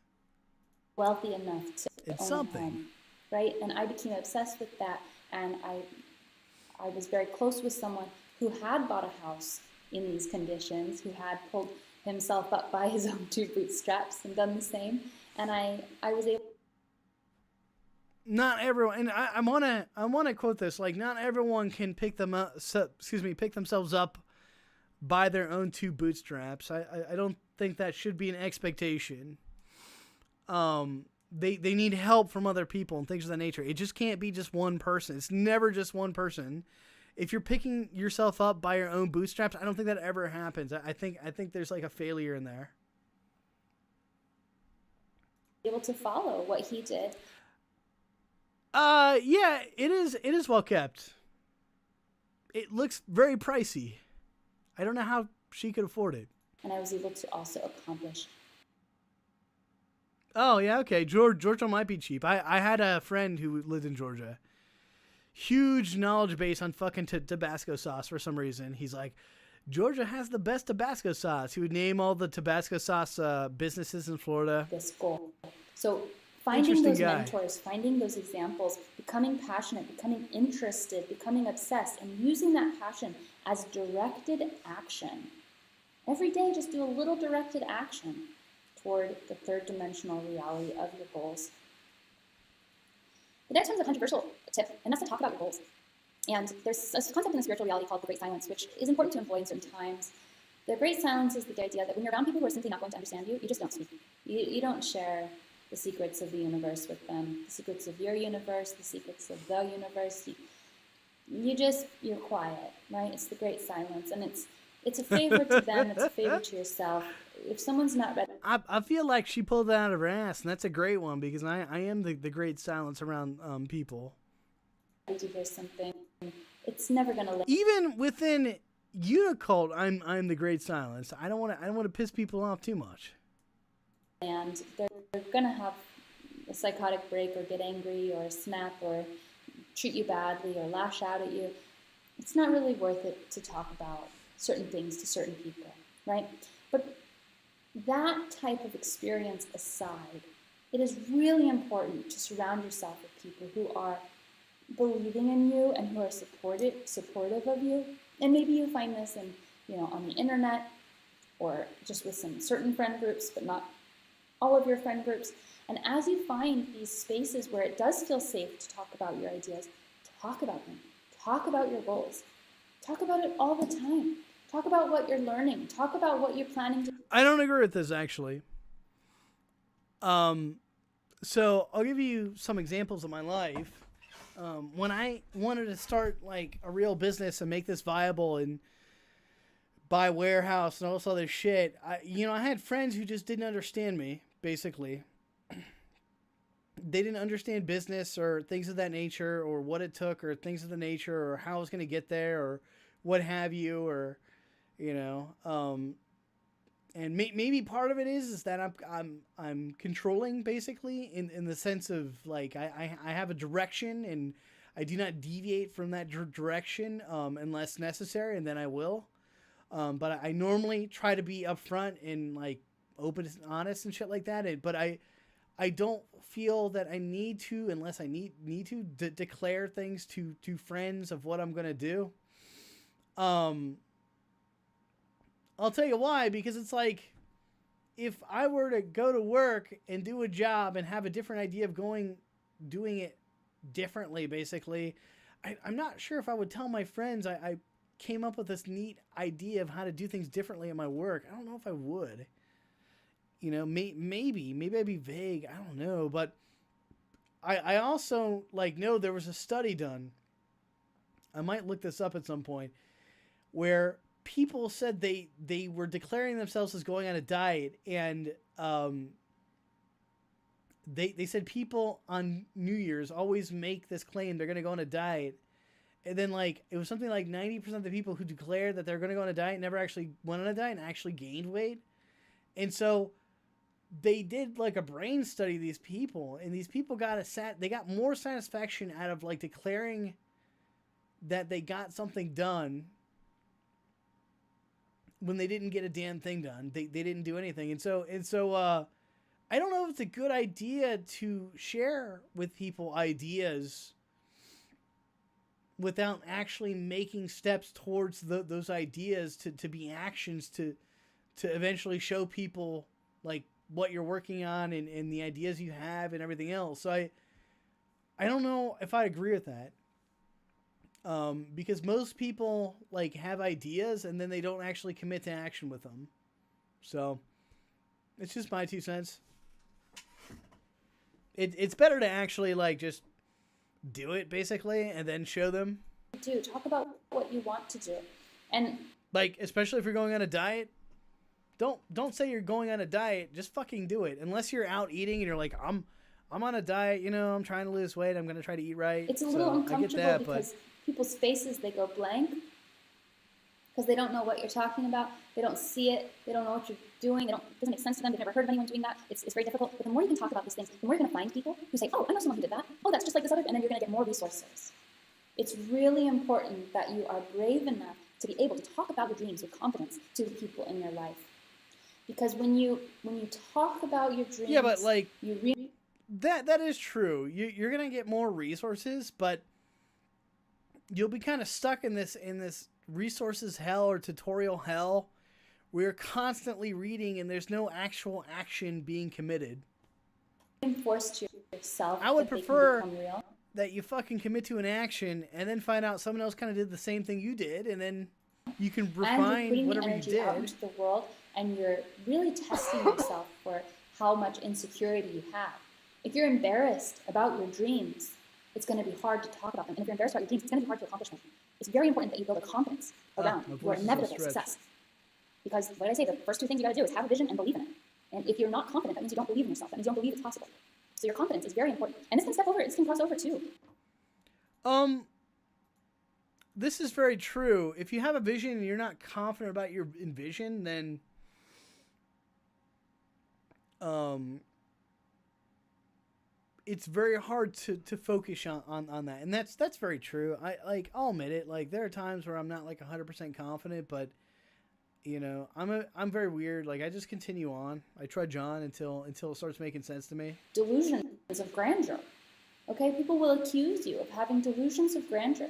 And all you have to do if you get faced with that is to really dig down and feel into what is my ego, what is my true heart, and really continue to unpack those feelings. Because delusions of grandeur is an insult that is meant for an egoic endeavor.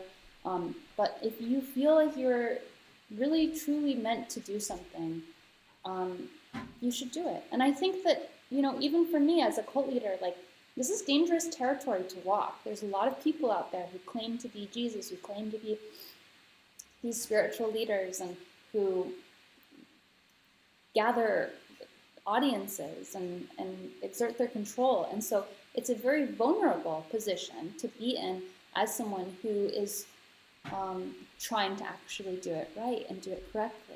And I feel very proud of how I have done that because I have constantly analyzed my ego, and I have confidently stood up for my right to follow my heart. A lot of people question it. Oh, you shouldn't ask for donations. Oh, you shouldn't be a spiritual leader. Oh, why are you telling anyone to do that? Oh, you're not a real starseed. The amount of things that people love to say to try to shut me down, to try to get me to go off of this path, which I know is my true heart's path, make it so that it would be easy for me to say, you know what, you're right. Why am I doing all this? Why am I working so hard if I'm only met with critiques? Why am I working so hard if no one else believes in me? Why am I working so hard if it doesn't seem like it's working out? But when you look in your heart, you know what you're supposed to do. And if you can listen to that voice above all else, and you actually are coming from a place of true love and compassion for yourself and for others, then you will have inevitable success no matter how grandiose your visions are. I don't know about that. Like, you're very passionate, very heart-wrenching idea, but it might fail. You know what I mean? Use your suffering of ambition and desire. If you're like me, you have suffering of ambition and desire. You want these things so badly. Why aren't they working? What am I doing wrong? Why am I not good enough? Why did they get it? Why am I not getting it? How come it hasn't happened yet? Why is it not happening? Is it ever going to happen? Use those moments of doubt to dive into your pain, to feel the feelings of the ego, to feel the feelings of your trauma, and to learn how to integrate those feelings, hold them, and use the divine energy to learn how to feel safe in the universe. Learn how to feel safe, to trust that things are working out exactly as they're meant to work out in the divine timing. And you can use yoga, you can use meditation, you can use plant medicine, you can use all these different things to really come to that centered, calm space outside of time, to feel the completion of what you're trying to create in any moment. Because your vision is the success. The fact that you have the vision means it's inevitably successful. So you can trust the universe. It takes a lot of work if you were raised by abusers to learn how to trust the universe. Some people who have secure attachment as children, no problem. Yeah, I trust the universe. I had my needs met when I was a kid. But if you're like 60% of the population and you didn't have secure attachment, you're going to find it very difficult to learn how to trust the universe. And that's where shadow work, that's where trauma integration comes in, and that's where we really have to do this internal family systems work to integrate the pain of our egos and of our trauma so that we can learn how to trust the universe. Because it is specifically that feeling of trust, the feeling of relaxation, that is what unlocks the actual physical reality. That's true in my life, and I believe it's true as a rule. So the last step in this whole thing is to hand over your entire desire to the divine. And you say, you know what? I don't know how to make this happen. This is beyond my comprehension. I don't really know anyone who's done it. It doesn't really seem possible. People in my life tell me it's not possible. I literally have no idea how I'm going to raise enough money to get Uni Acres. I don't know how I'm going to find the right person to get me pregnant. I don't know. I don't know. It doesn't make sense on paper. My ego cannot figure it out. I can run these numbers. Okay, if I work all the time, I'm still not going to make it. What do? You take it all and you hand it over to the divine. Hand it over to your higher self. And you say, this is not my responsibility. It is my higher self's responsibility. It is the spirit of Uni's responsibility. It is God's responsibility to create the divine miracles, the divine opportunities. The only way that this dream is going to become true is if some higher force creates miracles and opportunities outside of my control. And when you realize that, and this is like a big cope, right? It's a big coping mechanism. When you act as like the tool of God, right? And you're saying God is working within me to do this, right? What you're really saying is that you don't want to be responsible if something fails with this. It's God's will that it failed. It's God's will that it succeeded. And there's also a lot of responsibility that is now given up that you don't have to worry about now. And I get it. I get it's not just her that does this. Like, a lot of people do this, right? Especially within religions. They do this type of shit. And I don't think anything's wrong with it. I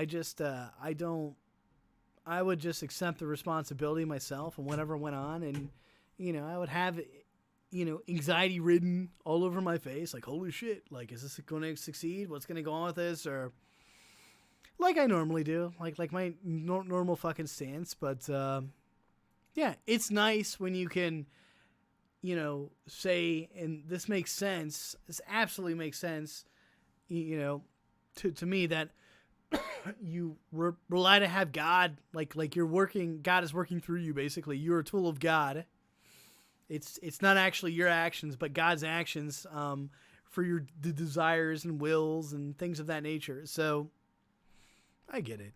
Recognize that. Not to say that your effort and your energy in the third dimension doesn't pay off. It does. It's important. But it takes a back seat to the divine letting go.